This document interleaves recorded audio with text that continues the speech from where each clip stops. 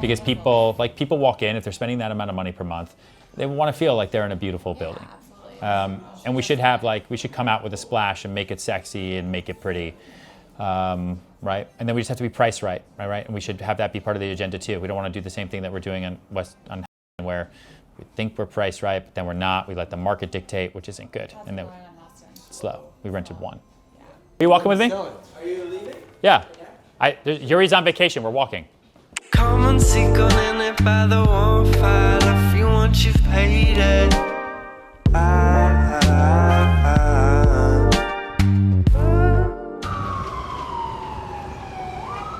Why is everyone so worried? No, Yuri's great. We actually get some exercise. How you doing? Hello. Good to see you. What's going on? How's everything? How you doing? Hey, man. Brian. We'll go up there and see it, but all the sheetrock came, and we're Okay. wrapping up the exterior on the upper floors. Okay. Elevator signed off. Hoist is coming down Monday. Awesome. Quick. Yeah. Expecting windows early next year, like first week of next year. Okay. And then should have the whole building wrapped up by then. And Awesome. then we're sheetrocking interior partitions in the meantime. So still spring for the model unit. Exactly. Okay. Cool. Let's go upstairs and then we can work our way down. You've seen the final Facade. Facade, yeah. facade, Yeah. right? Yeah. Okay. Big view. Yeah, on the entry in the foyer. Stack dryer washer.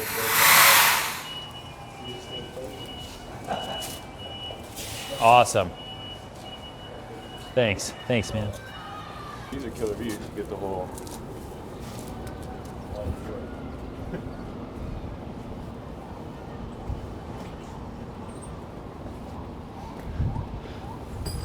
Excuse me. It's nice how unobstructed this is here. So you have from United Nations all the way down through the city. It's really cool. All right, let's work our way down. It's like you live across the bridge, but you live over here. Right. The access. Yeah. It's awesome. Views sell. I mean, listen, a buyer, if they wanted to, if they just want this as is, they can do a beautiful staircase here that's like a real spiral, not like the kill yourself kind. Yeah. That takes you right up there, but then you lose your home office. So, Or third bedroom.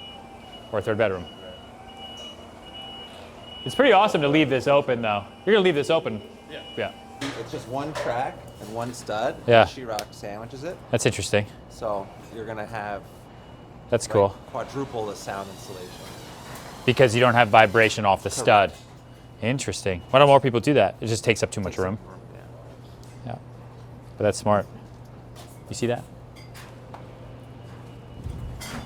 Cool. Say hi to the vlog. We do a vlog on YouTube as well. You should check it out. Hold on, let me see.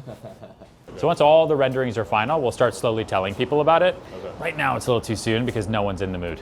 Right. So we want to like maybe January, first week of Feb. And then, because we don't want to give people too much lead time, because that first impression is so important. We'll just be going to the brokers that we know do deals in the area. So all the sales directors for all the buildings up and down Houston, Clinton, Orchard, Rivington, so on and so forth. And we'll make it like a nice exclusive invitation to Houston House, Okay. so that they can come see it, right? And they can talk about it. We can do rendering presentations from our office. And then as soon as the model unit is ready, we launch it to the world. Is the way to go. Amazing. Yeah. Yeah, man. Good seeing you. Yeah, have a great Thanks week. for the walkthrough. Yeah, that's what he said. There we go. All right. Yeah. Nice to see you. All right, we'll head out. So when do you think the facade will be done? We'll have the windows before end of January, and then everything just gets wrapped up accordingly. So that we're looking at mid-February for our facade. By the Okay. time people can walk through a model unit, and then we're finishing interiors, so the facade's done. We don't have exterior sheathing, and this place is coming down Monday, so you don't have this like invasive blockage of the views. This is a massive sidewalk shed you got going on here. Yeah, seriously. It's like the real deal. I will break Yeah. your heart.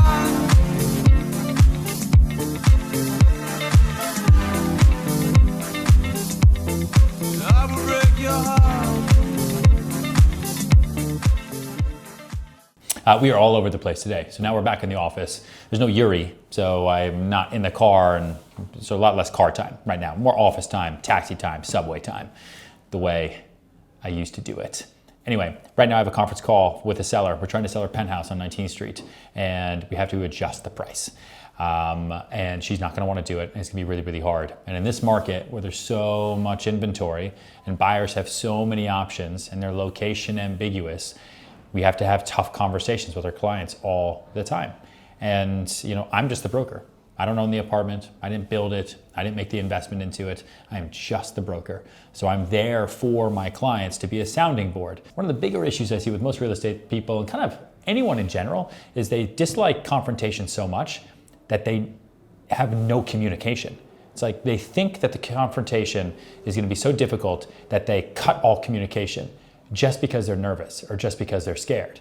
So instead of picking up the phone and having a conversation or texting or sending an email and keeping everything going and keeping that dialogue going to let the client know that we're there for them all the time and oh shit, market sucks, let's talk about it, they're too nervous because they don't want to go through any kind of confrontation or any kind of stressful conversation, so they just don't talk. And then they're like, oh, why did I get fired? Why the fuck do you think you got fired? Because you don't talk to your clients. Imagine being married. If you don't come home every day and tell your wife or your husband that you love them, and you just kind of walk around quietly and don't say anything, yeah, you might love them on the inside. Yeah, you might be doing nice things for them and working hard for your family. But if your partner doesn't know it because you don't say it and you don't show it, then you're gonna get fired. And the same thing goes for clients. Do I miss you? It's been like a month without us walking together. Yeah. It's been a long time. Yeah, everyone say hi to Hamway. Great, that was great. That was great. Yeah, Hamway's been busy with Serhant Media Group, making videos for lots of our projects. So busy. So that stuff's gonna be exciting to show you all. Can you show them like a little quick teaser right now? No, okay, no. I thought you were gonna quickly go. You're not gonna even show them anything? No. But we talked about it on the blog before. I'm doing my first large-scale rental building in Harlem called The Smile with the Blumenfeld family, Bjarke Ingels as the architect, and it's gonna be completely insane. And it's a different market. A couple years ago, I probably wouldn't have taken a rental building, but now it's important to diversify my business across the entire city, across all the boroughs and different types of clientele. The Smile and the idea with the video and everything that we're doing for that, and the reason we called it The Smile is because it's all about thinking different. It's all about marketing it differently. This isn't just a rental building in Harlem and hey, come see it if the pricing makes sense. This is a rental destination, right? This is about pulling people into our message and getting them excited. And when you hear the word smile, you smile. And you might smile because you're like, wow, that's a ridiculous name for a building. And then you think about it and you'll remember it, promise you. And then you look at the building and it actually looks like a smiley face because that's how they built it. It's literally a smiley face. Listen, we just wanted to have kind of an informal conversation with you about the market, feedback we've gotten, right? We've had a lot of showings, a lot of people through. We've been on the market now for over 2 months.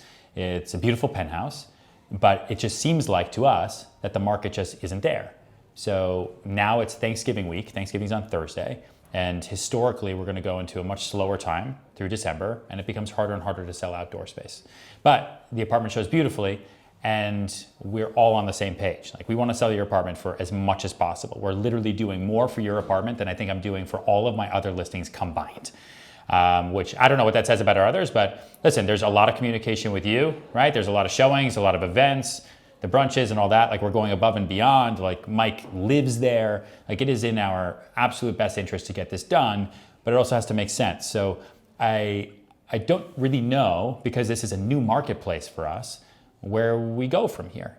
Like, we can't be there doing open houses all day, every day, because the exposure, like we talked about before, is just too much. And to be honest, it will kill us.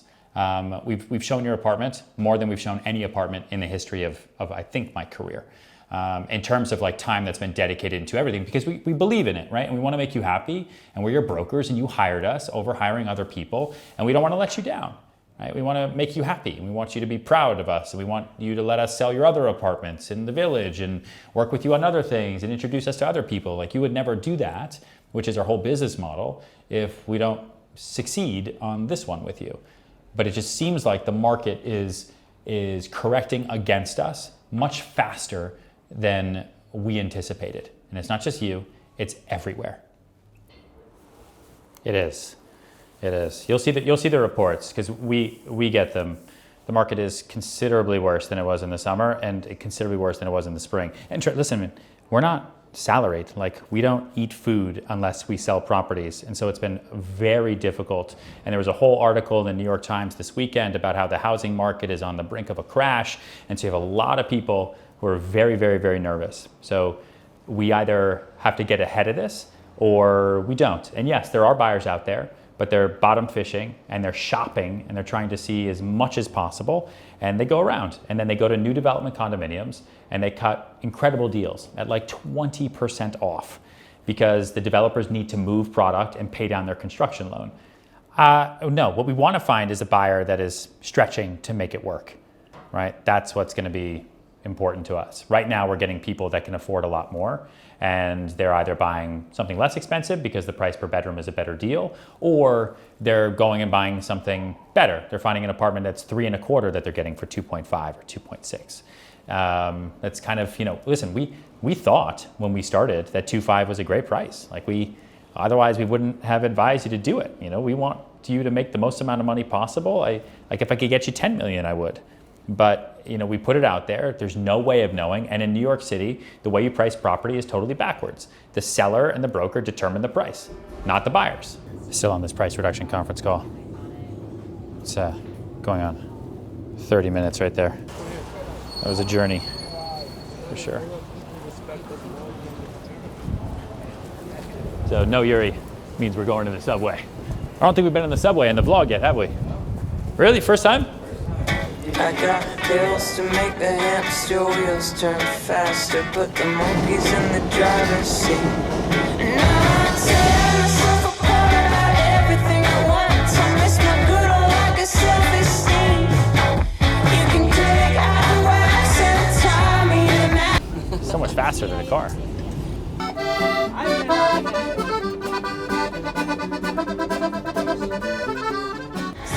Gotta hear the sirens scream. Don't listen to me.